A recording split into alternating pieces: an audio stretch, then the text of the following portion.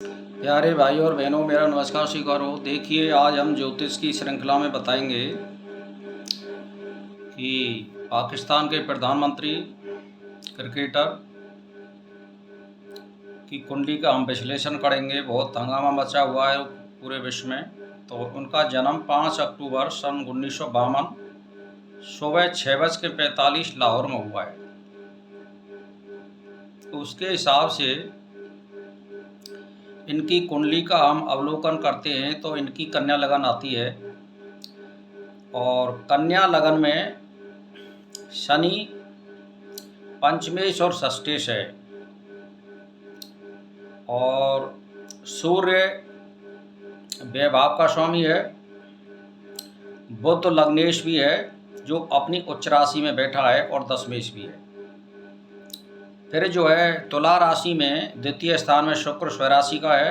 मंगल जो है धनु राशि में चौथे स्थान पर है। राहु 5वें स्थान में मकर राशि में है, और गुरु और चंद्रमा मेष राशि में सप्तमेश और तृतीय अष्टमेश होकर के बैठे हैं, और केतु लाभ भाव में स्थित है। तो पहले तो मैं आपके लिए एक ही बात बता देता हूं कि जब शनि और सूर्य लगन में बैठते हैं, और इस लगन के हिसाब से शनि षष्ठेश है और सूर्य 12वें या व्यय स्थान का स्वामी है। तो कहने का मतलब ये जो विरोधी तत्व जब कभी बैठते हैं, पहले नंबर तो ये भाव के हिसाब से भी शनि और सूर्य का मेल नहीं खा रहा है, और राशि के हिसाब से देखें तब भी ये शत्रु भाव रखते हैं। तो पहले नंबर का तो बात यह है कि इस मनुष्य का स्वभाव, यानी इस इमरान खान का स्वभाव अड़ियल और क्रोधी स्वभाव का होता है, चाहे वो किसी का हो। इस समय इस कुंडली का हम अवलोकन कर रहे हैं तो ये इमरान खान के ऊपर जाएगी बात। तो इमरान खान का स्वभाव अड़ियल और जिद्दी, अपनी गलत बात को सही मानना और दूसरों की सच बात को झूठ मानना इस व्यक्ति की विशेषता होती है, और वो इमरान में मौजूद है। अब दूसरी बात रही कि इनकी कुंडली में गजकेसरी नाम का योग बन रहा है अष्टम भाव में, जहां गुरु और चंद्रमा का योग हो रहा है। तो ये सप्तमेश और चतुर्थेश और लाभेश का योग हो रहा है।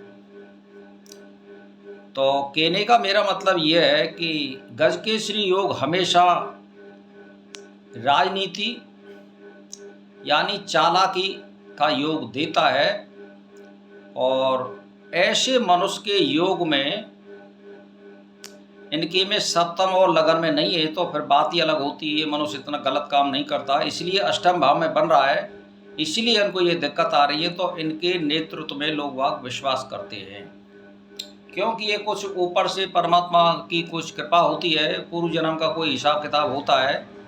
तो इसीलिए लोग बाग इमरान खान के पीछे लगे हुए हैं। इनका कोई संस्कार है नहीं। इस कुंडली के हिसाब से इस जीवन में चाहे इन्होंने कोई सही काम किया हो, परिणाम भी सही दिया हो, लेकिन आंतरिक से वृत्ति से ये मनुष्य कभी भी चरित्रवान नहीं बन सकता है, क्योंकि लगन में विरोधी तत्व बैठा हुआ है शनि और सूर्य। बुध उच्च राशि का है, बहुत बढ़िया योग बना रहा है, लेकिन कहने का मतलब यह है कि सूर्य इसको प्रभावित कर रहा है। तो यहां से क्या है कि इनको बुद्ध के कारण अच्छा मान सम्मान मिला, सारी चीज मिली, और पंचमेश और यानी पंचमेश क्या सप्तमेश और सप्तमेश गुरु और भाग्य शुक्र की आपस में दृष्टि। तो मेरा कहने का मतलब यह है कि इनके लिए रंग रेलियां मनाने का सौभाग्य भी इस कुंडली में मौजूद है, क्योंकि सप्तमेश और भाग्येश की आपस में दृष्टि है। रही बात ऐसी कि इस कुंडली में चंद्रमा यानी लाभेश और धनेश का आमने सामने दृष्टि है तो धन योग भी इसमें बनता है। लेकिन सबसे जो बुरी बात है, जो बेस जो सूर्य बैठा है षष्ठेश के साथ, ये सबसे बुरा मामला इसमें आ रहा है कुंडली में। फिर इनकी 29 सितंबर 1915 से और 29 सितंबर 1931 तक इनकी महादशा गुरु की है। इसमें अंतरदशा फिलहाल में 3/9/2022 से 8/9/8/2023 तक केतु की अंतरदशा चल रही है, जो बहुत विशेष खराब है। अगर इमरान अपनी बुद्धि से अगर उत्तम प्रयोग करते और बुद्ध के गुण लेते तो इनको कोई रोकने वाला नहीं था और ये सर्वे सर्वा नेता बन जाते। इनमें जो है पैसे की लालसा जो होती है, इनका जो संग्रह योग बता रही है वो अष्टम भाव और द्वितीय भाव का योग सामने आ रहा है। तो अनायास धन प्राप्ति होना या अनाचार से धन प्राप्ति करना इनका स्वाभाविक गुण है। और इनके स्वभाव में अड़ियलपन, क्रोधीपन होना, झूठी बात को सत्य करना और सत्य को झूठी करना, क्योंकि इसमें वकालत का भी तो योग आ रहा है। शनि जो है बुद्ध को प्रभावित कर रहा है, तो वकील का पेशा यही होता है कि जो है झूठ को सत्य में प्रभावित करना और झूठ को सत्य में प्रभावित करना। तो ये गुण अगर नहीं होते तो आज सर्वमान नेता बन सकता था इमरान। अपनी वाणी के कारण, स्वभाव के कारण और धन लोलुपता के कारण और स्त्री लोलुपता के कारण भगवान को इनको परिणाम एंड में ये देना है। इस कुंडली के हिसाब से इनकी 80 के लगभग की आयु बनती है, जो इन्होंने ये समय और ये डाल रखा है इस हिसाब से। तो अगर ये अपनी बुद्धि का इस्तेमाल करते हैं और अगर नहीं करते तो 80 साल बहुत उत्तम तरीक़ा से इनकी कट जाती। लेकिन परमात्मा का विधान तो कुछ और ही है। मैं नहीं कह सकता कि इनको फांसी हो जाए। जहाँ तक मेरा आइडिया है 99% इनके 80 साल भोगने का योग बनता है इस पृथ्वी पर।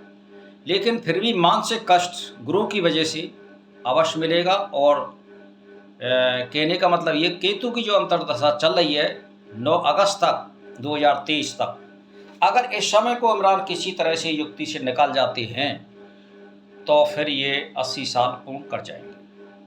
और अब भी ये अपनी बुद्धि से प्रयोग करते हैं और सोच समझ के कार्य करते हैं तो इस कुंडली में इनकी फांसी प्राप्त करने का योग प्रबल नहीं है।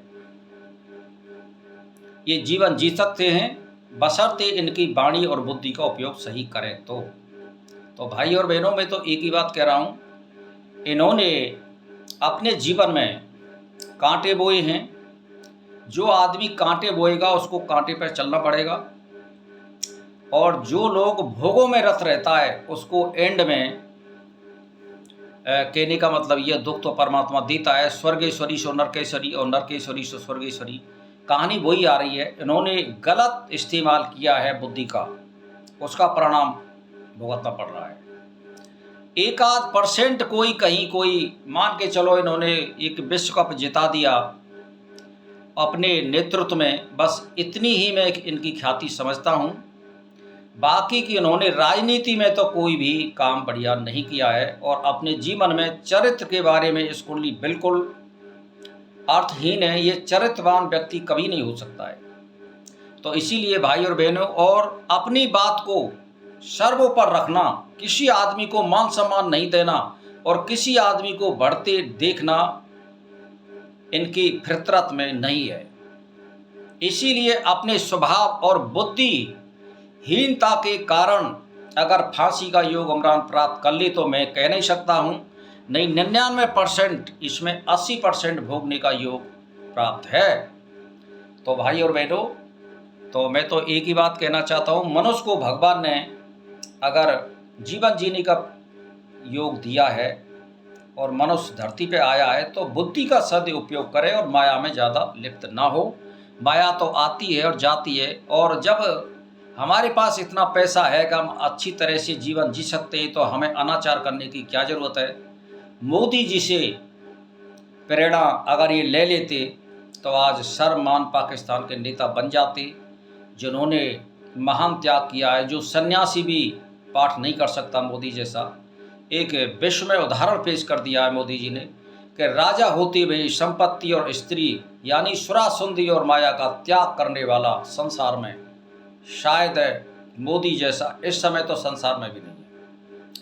महात्मा भी माया और मोह में लिप्त हैं और बड़े बड़े मठाधीश माया की ओर खिंचे हुए हैं, स्त्रियों की ओर खिंचे हुए हैं, लेकिन मोदी जी ने तीनों बातों का निराकरण करके बता दिया है और सदुपयोग करके बता दिया है कि कहाँ स्त्री का प्रयोग करना चाहिए और कहाँ त्याग करना चाहिए और कहाँ माया का प्रयोग करना चाहिए और कहाँ राजा को अपनी बुद्धि का प्रयोग करना चाहिए। ये सारे प्रयोग मोदी जी ने करके दिखा दिए हैं।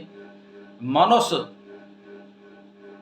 प्राप्ति का जो गुण है और बुद्धि का जो गुण है, मोदी जी ने बता दिया है संसार को कि बुद्धि का सदुपयोग कैसे किया जाता है। रही बात ऐसी कि भाई मनुष्य जन्म जब मिला है और पृथ्वी पे आए हैं तो कुछ काम अनजान में या जाने वही भी कुछ काम गलत हो जाते हैं। मैं नहीं कह सकता हूँ, क्योंकि भगवान राम के भी विरोधी थे, कृष्ण के भी विरोधी थे, वो भगवान और अंश अवतार लेकर के आए थे।